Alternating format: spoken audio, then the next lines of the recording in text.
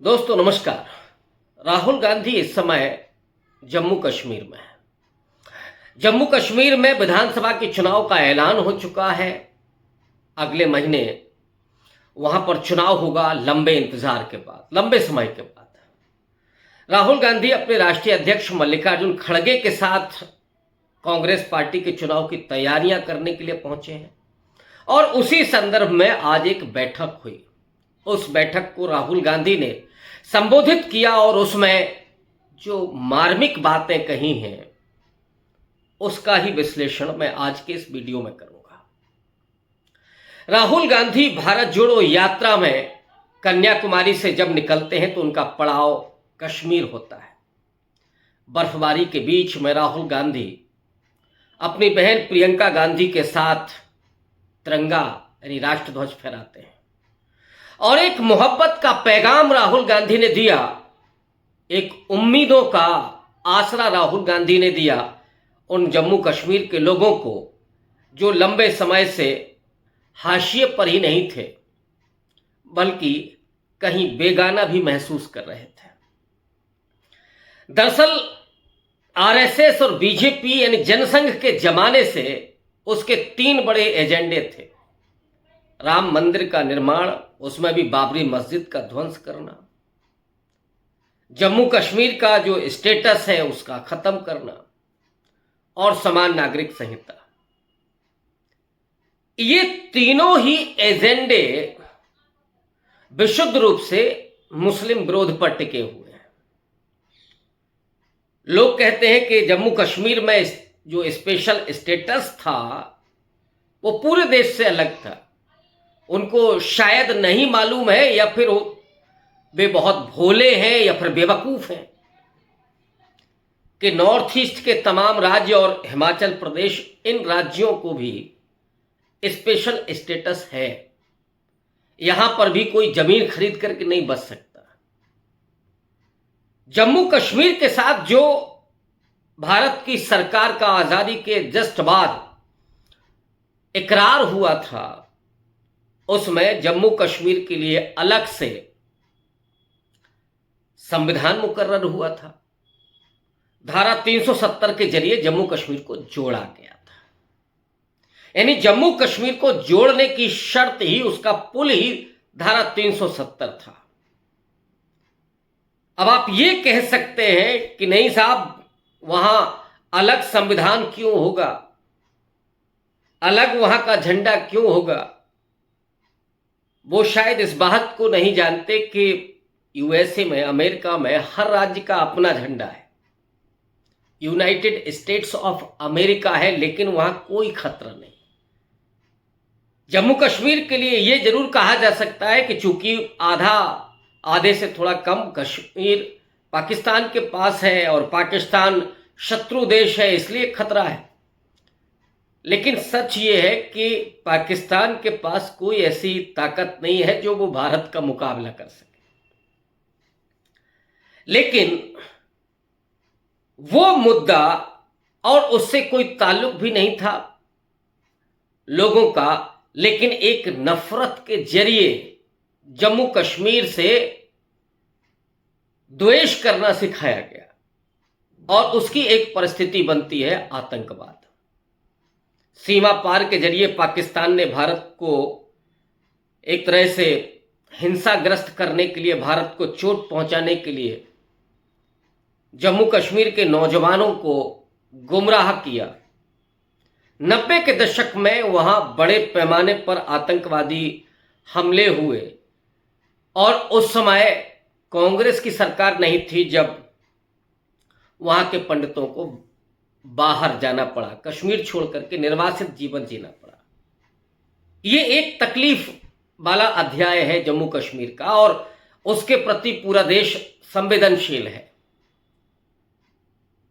जो लोग आए थे उनको बाद की जो सरकार थी कांग्रेस की, उसने बसाया भी, उनको स्पेशल राइट्स भी दिए, नौकरियां भी मिली, उनके बच्चों को पढ़ाई लिखाई के भी अवसर ही नहीं दिए गए बल्कि उनके लिए कुछ संसाधन भी उपलब्ध कराए गए। इस बात को कांग्रेस ने कभी प्रचारित नहीं किया और लोगों को मालूम भी नहीं। लेकिन तकलीफें इतनी बड़ी थी, जब कोई अपना घर छोड़ता है तो ऑब्वियस है तकलीफ होती है। तकलीफें बड़ी थी और इधर जो नफरत चल रही थी, जिसके जरिए उनका मुद्दा बार बार उठाया जा रहा था कि साहब कश्मीरी पंडितों को तो आतंकवाद ने वहां से निकाल दिया है तो उनको बसाया जाए, और बार बार कांग्रेस पार्टी के सामने ये सवाल आते थे। लेकिन जब 2014 में नरेंद्र मोदी की सरकार आई, तब से लेकर के अब तक कितने कश्मीरी पंडितों को बसाया गया है? कौन लोग घाटी में वापस पहुंचे हैं कि नहीं पहुंचे हैं? लेकिन धारा 370 को 5 अगस्त 2019 में जरूर समाप्त कर दिया गया और छीन लिया गया कश्मीर से उसका स्टेटहुड का दर्जा, उसे केंद्र शासित प्रदेश बना दिया गया। राहुल गांधी ने आज अपने भाषण में जिस बात को रेखांकित किया, उन्होंने कहा कि जो दुख है हमको, वो दुख आपका दुख है, हम दर्द के रिश्ते के साथ जुड़े हुए हैं। वो दुख है स्टेटहुड को छीना जाना। 5 अगस्त 2019 के बाद लंबे समय तक कश्मीर में इंटरनेट सेवाएं बाधित रहीं। साल 1.5 साल तक जो वहां की लीडरशिप थी, लोकल लीडरशिप, उसको घर में नजरबंद कर दिया गया था या जेल में डाल दिया गया था। और फिर एक आर्मी रूल, एक तरह का गवर्नर के शासन के द्वारा, केंद्र के शासन के द्वारा जम्मू कश्मीर में शांति बहाली की कोशिश की गई। डेमोक्रेसी को खत्म कर दिया गया एक तरह से। जिस सरकार ने यह दावा किया था कि नोटबंदी में सारा आतंकवाद खत्म हो जाएगा और नरेंद्र मोदी आ जाएंगे तो जम्मू कश्मीर से आतंकवाद खत्म हो जाएगा, लेकिन पिछले 2-3 महीने के भीतर जितनी आतंकवादी वारदातें हुई हैं वो बताती हैं कि नहीं, इस तरह की समस्या वहां के लोगों को एड्रेस किए बिना, वहां के लोगों को विश्वास में लिए बिना खत्म नहीं हो सकती। थोड़ा समय भी इसमें लगता है, क्योंकि ये सीमा पार से जो खेल चल रहा है आईएसआई के जरिए, और पाकिस्तान के साथ आज चाइना भी है, इसको बहुत कूटनीतिक तरीके से सॉल्व किया जाना चाहिए था। लेकिन जो वोट की राजनीति भारतीय जनता पार्टी की है, उसने घरेलू राजनीति से लेकर के और अंतर्राष्ट्रीय कूटनीतिक मामलों तक भारत की सरकार को फंसा के रखा हुआ है, कमजोर बना दिया है इस मामले में। क्योंकि मानवाधिकार को लेकर के भारत पर ढेर सारे सवाल खड़े हुए, वहां के कई पत्रकारों को जेल भेजा गया। इसीलिए भारत का जो पत्रकारिता का इंडेक्स है, उसमें बहुत बड़ी भूमिका है वहां के पत्रकारों को गिरफ्तार करके जेल भेजना, जो नीचे गया है इंडेक्स। तो उस जम्मू कश्मीर को जो बेहद उन्नतशील था, और जम्मू कश्मीर कुछ राज्यों में से एक है जहां पर जमींदारी उन्मूलन हुआ, बंगाल में हुआ, और जम्मू कश्मीर में फारूक अब्दुल्ला परिवार, उनके पिताश्री, उस समय जमींदारी उन्मूलन हुआ था और वहां इक्वालिटी है, बेहतर है, नॉर्थ इंडिया के कम से कम उससे तो बहुत बेहतर है, समृद्ध राज्यों में आता है। उसकी सुख और समृद्धि को एक तरफ तो आतंकवाद ने ग्रस रखा था, उस पर साया आतंकवाद का मंडरा था लंबे समय तक, और फिर जो उसे स्टेटहुड का ओहदा छिना, उसने भी जम्मू कश्मीर के लोगों को तकलीफ दी। और राहुल गांधी अपने भाषण में कहा कि हम आपके डर दुख को समझते हैं, आपके भीतर जो भय पैदा हुआ है उसको भी समझते हैं, और हमारा और कश्मीर का जो रिश्ता है वो राजनीति की वजह से नहीं है। हमारे जो कार्यकर्ता हैं वो सिर्फ पार्टी के कार्यकर्ता नहीं है, परिवार के लोग हैं। राहुल गांधी ने अपने नाना परनाना को याद करते हुए, हालांकि नाम उन्होंने नहीं लिया, लेकिन कहा कि हमारा इस कश्मीर के साथ खून का रिश्ता है। आप सब जानते हैं कि जम्मू कश्मीर से ही नेहरू खानदान आया था, मोतीलाल नेहरू इलाहाबाद आकर के बस गए थे, बैरिस्टर थे, फिर जवाहरलाल नेहरू, फिर वहीं आनंद भवन बनता है, लेकिन निकल करके वहीं से आते हैं, घाटी से, जम्मू कश्मीर से। तो ये रिश्ता उन्होंने जोड़ा। उन्होंने कहा कि हमारा तो खून का रिश्ता है आपके साथ, जम्मू कश्मीर की धरती से, वहां की संस्कृति से, वहां की प्रकृति से। राहुल गांधी जब ये बात कह रहे थे तो वहां के लोग बेहद इमोशनल हो गए थे, और उन्होंने ये भी कहा कि जब तक ये आपका स्टेटहुड का दर्जा बहाल नहीं होता तब तक वो लगातार संघर्ष करते रहेंगे, लेकिन वो संघर्ष होगा प्रेम से, मोहब्बत से, भाईचारे से। उन्होंने कहा कि जो नफरत फैलाई जा रही है उस नफरत से मुकाबला नहीं किया जा सकता। नफरत का मुकाबला केवल मोहब्बत कर सकती है, प्रेम कर सकता है। ये जो राहुल गांधी का मिशन है, ये मिशन केवल चुनाव तक सीमित नहीं है। आज उन्होंने चुनाव की तैयारियों का जायजा भी लिया, लेकिन जो जम्मू कश्मीर में कॉलिशन बनने वाला है, जो गठबंधन बनने वाला है, उस गठबंधन को लेकर के भी राहुल गांधी ने बहुत खरी बात कही। उन्होंने कहा कि हम गठबंधन तो करेंगे, लेकिन हमें अपने कार्यकर्ताओं का और अपने नेताओं का सम्मान भी बरकरार रखना है। सम्मान से कोई समझौता नहीं होगा, यानी ये नहीं होगा कि जो वहां की दो बड़ी पार्टियां हैं या और भी पार्टियां शामिल हो रही हैं, उनका ज्यादा स्टेक होगा, बहुत ज्यादा स्टेक होगा, और कांग्रेस पार्टी का नहीं होगा। का हमारे कार्यकर्ता लंबे समय से पार्टी की सेवा कर रहे हैं, पार्टी का झंडा लेकर के लगातार विचारधारा पर आगे बढ़ रहे हैं, और उनका सम्मान होना अपरिहार्य है। राहुल गांधी ने यहां पर नरेंद्र मोदी पर भी हमला किया, और उन्होंने कहा कि वो नरेंद्र मोदी जो कभी छाती चौड़ी करके चलते थे, बाकायदा उन्होंने करके दिखाया किस तरह से छाती चौड़ी करके चलते थे, लेकिन इन दिनों सहम करके चल रहे हैं। पूरा कॉन्फिडेंस हमने तोड़ दिया है।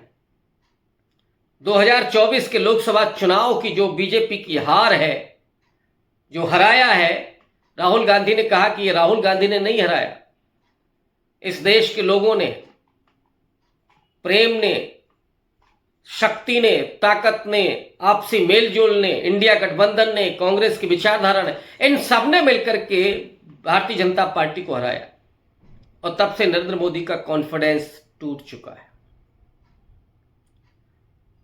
ऐसे नरेंद्र मोदी से अब दो दो हाथ करने के लिए राहुल गांधी तैयार हैं, बेकरार लगते हैं। जम्मू कश्मीर, जहां पर लोकसभा चुनाव में भारतीय जनता पार्टी अपने प्रत्याशी तक नहीं खड़ी कर सकी, वहां राहुल गांधी, जहां गुलाम नबी आजाद जैसा नेता रहा हो कांग्रेस पार्टी का, जिसे पद्म विभूषण देकर के नरेंद्र मोदी ने अपने साथ जोड़ लिया, जो गुलाम नबी आजाद राहुल गांधी पर हमला करके चले गए पार्टी छोड़ करके, आजकल उनके हालात खुद ही खराब हैं। उनको नहीं समझ में आ रहा है कि हम कैसे वापसी करें। जो पार्टी उन्होंने बनाई, उस पार्टी की कोई वैल्यू नहीं है वहां पे। लेकिन कांग्रेस पार्टी वहां खड़ा होने के लिए तैयार है, और राहुल गांधी लगातार जो जम्मू कश्मीर जाते रहे हैं, लद्दाख की उन्होंने यात्रा की थी, जहां पर चीनी सैनिकों की घुसपैठ हुई थी, लेकिन नरेंद्र मोदी बोलते रहे कि न कोई घुसा है, न कोई घुसा था, न कोई अभी घुसा है। ये जो दिखाया था नरेंद्र मोदी ने, राहुल गांधी ने उस समय भी जाकर के चाइना को एक मैसेज दिया था, देश की राजनीति को मैसेज दिया था कि हमें असर्ट भी करना होगा, और कोई घुसपैठ होगी तो उसका मुंह तोड़ जवाब भी देना होगा। ये असली जो मिशन है राहुल गांधी का, वो राष्ट्रभक्ति, वो देश प्रेम, कि जो पूरे देश को एक सामाजिकता से जोड़ती है, जो देश की सीमाओं की रक्षा करने के लिए भावनाएं चाहिए, नफरत नहीं। उस मिशन के साथ राहुल गांधी वहां पहुंचे हुए। चुनाव तो आते जाते रहते हैं, कांग्रेस पार्टी वहां लंबे समय से सत्ता में नहीं है। सत्ता तो आती जाती है, लेकिन देश अपनी जगह होता है, और देश के प्रति लोगों का विश्वास नहीं डिगना चाहिए। कश्मीर के लोगों के विश्वास की पुनर्बहाली जरूरी है। वो अपने आप को जो बेगानापन महसूस करते हैं, वो भारतीयता उनके भीतर, वो पूरा विश्वास भारतीयता का उनके भीतर आना चाहिए, ये जरूरी है और उसके लिए उनके साथ खड़ा होना पड़ेगा। एक दौर था जब भारतीय जनता पार्टी के प्रधानमंत्री अटल बिहारी वाजपेयी जो जमहूरियत और कश्मीरियत की बात करते थे, कश्मीर के लोगों को खुशी हुई थी उस समय, उसी खुशी की जरूरत आज है जिसे राहुल गांधी पूरी करते हुए दिखाई दे रहे हैं। मल्लिकार्जुन खड़गे के साथ, अपने राष्ट्रीय अध्यक्ष के साथ, अपने कार्यकर्ताओं का मोरल बूस्ट करते हुए पूरे कश्मीर को एक बड़ा मैसेज देकर के राहुल गांधी आए हैं। शुक्रिया, धन्यवाद।